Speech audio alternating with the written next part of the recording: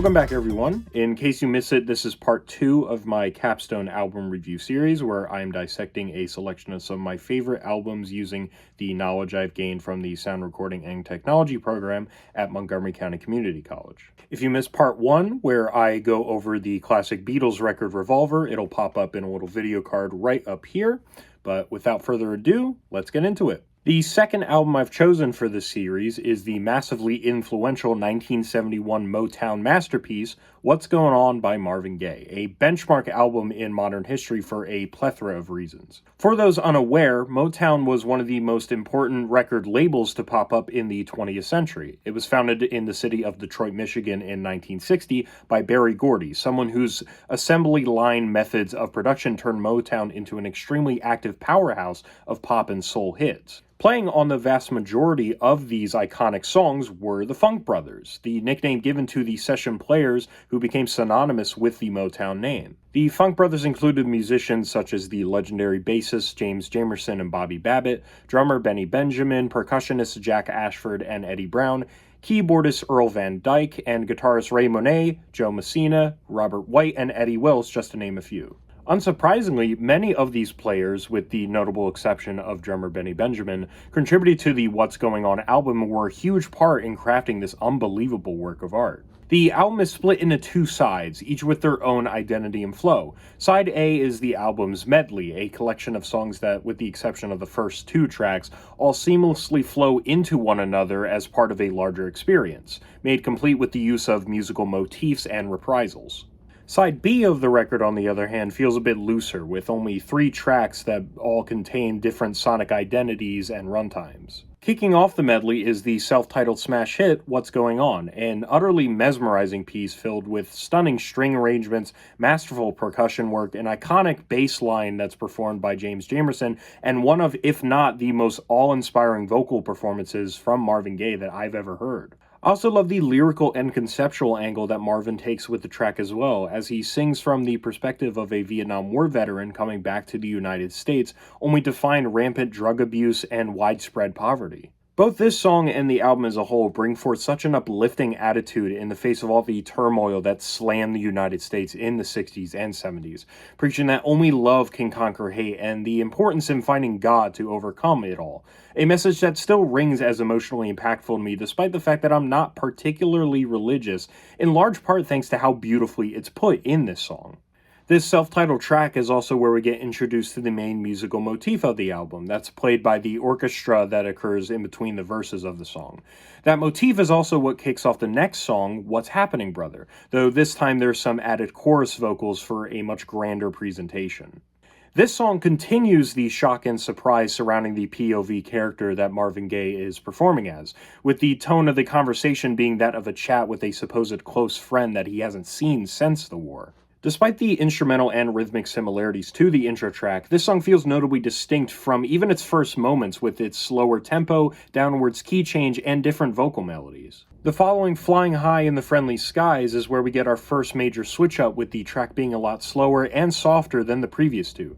The percussion, drums, guitar, and orchestra all form this soft, pillowy bed of instrumentation that feels like the musical representation of dreams or inner peace. It's also where we see our first direct mentions of God, signaling a thematic shift towards religion for the better part of what's left of the medley. This is executed in a very clever fashion with the next 2 tracks, Save the Children and God is Love, both songs that kind of act as this thematic call and response to one another. The former of these 2 tracks even feels like it hints at this relationship to one another with its frequent use of repeating call and response vocals, the first line in each phrase being performed as spoken word, whilst the responses are beautifully sung. Marvin Gaye contemplates future generations and the consequences that the endless cycle of war will have on them in the future.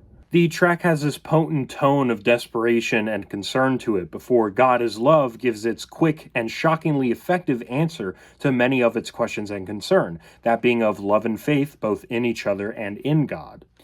The song also has a notable key change that feels like a resolution to the previous one, whilst also building up the medley finale in Mercy Mercy Me, The Ecology, which may be my personal favorite track off the entire album. The comforting guitar riff, the familiar rhythm, the saxophone solo near the back end of the song, and the suspenseful piano and glockenspiel introduction that resolves into this cathartic collection of soulful instrumentation all combine into this one absolute masterpiece of a reprisal. It's by this point in the record that I often shed tears over the sheer beauty of it all, and the fact that the album is sequenced this magnificently still blows my mind to this day. I also love how both lyrically and musically the song ends on a bit of a cliffhanger before we get to side B, with Marvin's reminiscing on how the world used to be over top of this unsettling mellotron choir melody that plays at the very end. Side B begins with Right On, the most forward and in-your-face song of the record, in my view. Its introduction is quite brief before it blooms with a strong percussive presence and backbeat, a central piano melody, as well as an incredibly performed jazzy flute section that all play for the better part of 7.5 minutes. Lyrically, the song is nothing new for the album, as Marvin is once again preaching the importance of love and solidarity in the face of rampant poverty and social turmoil, but in this case it comes off a lot more confident than it does before. The tone feels just as certain as the title of the track itself, as if the Vietnam War veteran we were introduced to in the opening track has since been through years of successful efforts in some sort of social revolution. Holy Holy follows right after and acts as another religion-focused ballad, and maybe the most effective one of all. The instrumental feels so light and formless as the orchestration persists throughout its entire runtime, offering a gentle bed of strings that are intermittently supported by saxophone, piano, and glockenspiel parts. Lastly, the album's closer ends things with an unexpectedly uncertain tone, with the unique lyricism focusing very specifically on citywide financial struggles for the common man in the United States. It's arguably the most political piece of the album, which is something that Berry Gordy himself was already hesitant in allowing, with the album's lead single being the self-titled track. What makes this track so unbelievably memorable for me is the simple but iconic bass line, ultra-tight rhythm, and sheer variety in percussive elements. I mean, regarding the bass line alone, it served as inspiration for artists like Reuben Wilson to cover the song, which then would become the element that jazz rap icons like A Tribe Called Quest would sample on their debut album for youthful expression.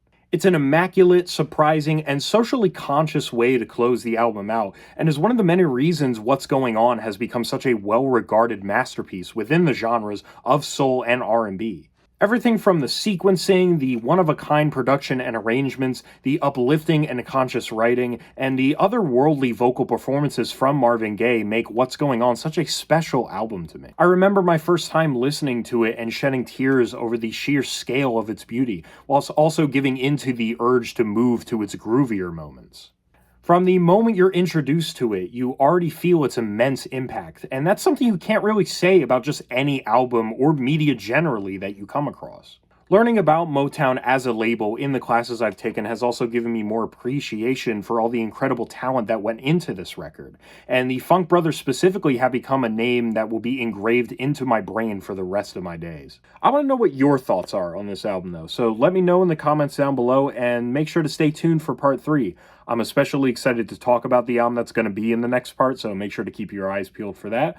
But other than that, thank you all for tuning in, and I will see you all next time.